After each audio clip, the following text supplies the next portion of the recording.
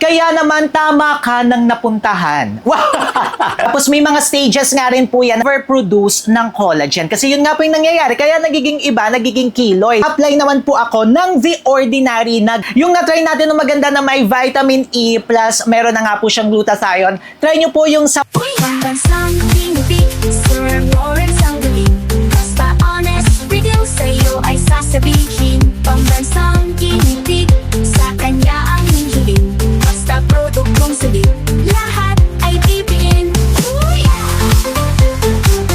Hi mga kamukha, tayo po'y nagbabalik. Ako po si Sir Lawrence, ang inyong pambansang human guinea pig. Heart, heart! Narito na naman nga po, narito na naman nga po ang isang episode natin ng Dear Sir Lawrence. Kung saan ang mga istorya at mga katanungan nyo ay mafe-feature po dito sa ating channel. Para po sa episode natin ngayong araw na ito, isang kamukha na naman nga po ang dumulog ang nag-comment at makikita nyo nga po yan dito sa ating screen. Shout out po kay Genevieve Perez 3280. Ayan, ang ganda ng pangalan na Genevieve Perez 3280. Sabi niya, ano pong magandang gawin sa mga peklat dahil sa severe allergy?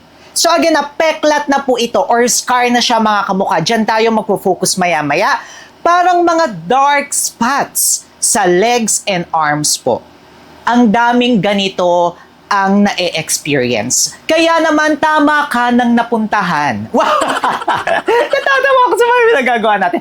Pero hindi mga kamukha. Marami nga po ang ganyan ang mga na-experience. Kaya naman nga po, gagawa na tayo ng separate video para dyan. Marami nga po ang pwedeng maging causes ng mga peklat or scars. Yung kanya nga po is dahil sa severe allergy. Pero yung iba dahil sa kagat ng insekto, yung iba dahil sa sugat, di ba pag nagkakasugat tayo, nagkakaroon tayo ng peklat, yung iba dahil sa pimples, yung iba dahil sa mga opera, yung iba dahil sa aksidente. So kailangan po natin siyang alamin muna mga kamukha. Tapos may mga stages nga rin po yan na pag-uusapan natin maya-maya. Katulad nga rin po ng lagi natin sinasabi sa lahat ng videos natin dito sa ating channel, hindi po tayo pwedeng umasa sa isang produkto lamang po ha. It must be really combination of different products. Better nga po yan kung panglabas at pangloob. Let's go first sa panglabas natin. Okay, para nga po sa first stage natin, kung yung sugat po natin or yung allergy nga dito nga po kay Miss Genevieve is close pero may red or pink pa po yan. Kapag nakakakita po kayo ng red or pink, pero yung sa kanya parang sinabi niya dark na or black na po yung kanya.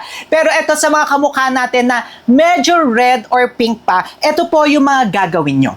So tinatawag po natin ito na silicone therapy. Para po sa silicone therapy po, yung silicone kasi nagke-create po yan ng breathable barrier that mimics skin's natural moisture. Para sinasabi niya doon sa ating skin na huwag kang mag-overproduce ng collagen. Kasi yun nga po yung nangyayari. Kaya nagiging iba, nagiging keloids, di ba? Kasi nagpo-produce po ng maraming collagen ang ating skin. So ito po yung recommended natin. Kapag ganyan pa po yung sa inyo, yung nagre-red-red pa po, Dermatix Ultra po, yan, kasi meron po itong vitamin C, maganda nga rin po yan sa hyperpigmentation, kasi yung nga, nagre-red or nagpipink, maganda po yan, si Dermatix mga kamukha. Then after that, kailangan nga rin po natin mag-sun protection. So hindi lang tayo basta mag-a-apply ng Dermatix, kailangan nga rin po natin na may mga gagamitin na sun protection or tinatawag po natin na sunscreen. Para po sa ating mga recommendation, nandyan po yung Bello Expert na Serum Lotion. Nandyan nga rin po yung Lux Organics na SPF 150. Lalo na nga po kung nasa katawan yan, lalagyan nyo po yan. Pero mas maganda kung pantay po sa buong katawan natin ilalagay or i-apply mga sunscreen. And then ang last one po, favorite na favorite ko to dati pa, yung Sunplay Sport 120. Mamimili kayo dyan sa umaga, yan yung magiging skincare routine nyo. So i-apply nyo si silicone therapy, then after that is, yun nga po, magsa-sun protect tayo. Now, kapag yung scar naman po natin is flat na, tapos brown or medyo dark na katulad kay Miss Genevieve, eto na po ang gagawin nyo. Kailangan nyo nga pong maghanap ng mga ingredients na mayroong niacinamide, vitamin C, and also tranexamic acid.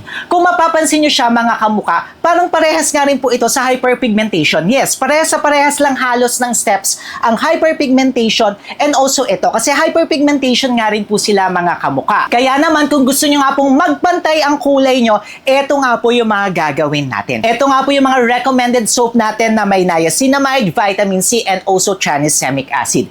Yung Kavogue, ayan, maganda yan mga kamuka. Kaka-review lang din natin yan. Okay po yan sa buong katawan, Kavogue. Yung Jenny Moon, maganda rin yan mga kamuka. Yung Koji-san, and also yung CY Gabriel. Ayan, mamili na lang kayo dyan sa mga pinakita po natin. Tapos, yun nga po, gagamitin nyo po siya. Para naman nga po sa lotion, ito yung maganda para sa lotion natin. Skin White Kojic Plus Retinol, Lux Organics na Glutaretinol, Abony White Tomato, Silka Green Papaya, at syempre kung gusto niyo lamang po na moisturizing sa inyong skin, walang ibang halong ingredients, go po kayo sa Aveeno Daily Moisturizing Lotion. Then twice or thrice a week mga kamuka, kailangan po natin gagamit ng AHA, glycolic acid, or lactic acid. Again 2 to 3 times a week.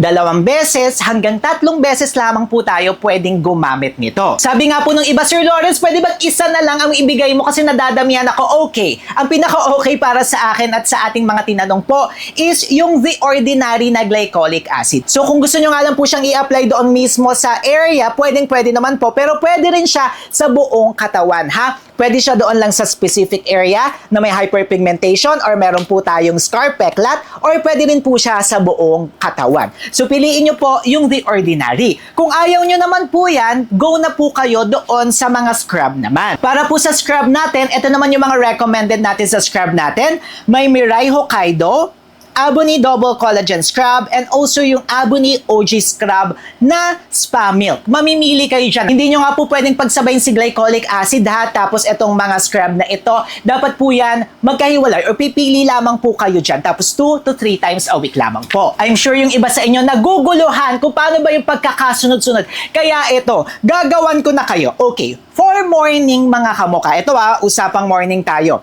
So, kailangan nyo munang mag-cleanse. Apply tayo ng silicone gel kapag medyo pink pa po or red yan. And then after that, sunscreen. Reapply tayo every 2 to 4 hours. So example, ang napili ko dito is si Kavogue. No? Kavogue soap yung aking gagamitin para sa cleansing ng aking katawan. Then a-apply ako ng Dermatix. Then magsa-sunscreen nga po ako ng Lux Organics na SPF 150. Ayan siya. Then every 2 to 4 hours, magre-reapply po ako. Then sa gabi naman po, magki-cleanse ulit ako ng aking katawan. Siyempre, pag lumalabas tayo, kailangan magki-cleanse tayo. So pwede po na Jenny mo naman yung gagamitin ko or stay pa rin ako sa Kavogue. Depende po siya sa inyo. Or mga moisturizing na soap naman po ang gagamitin ko. Or moisturizing na shower gel. Kayo na po yung mamimili. Then, a-apply naman po ako ng The Ordinary na glycolic acid. And then, ang last one is mag-a-apply po ako ng Aveeno lotion. Parang moisturizing lang siya. Kasi nga po, yung glycolic acid, medyo matapang na po siya. Ganyan po siya. Then, the next day naman po, sa gabi po ulit, magki-cleanse po ako gamit ulit ang Jenny Moon. Tapos, mag-a-apply na ako ng Kojic Retinol ng Skin White. Ganon siya mga kamuka.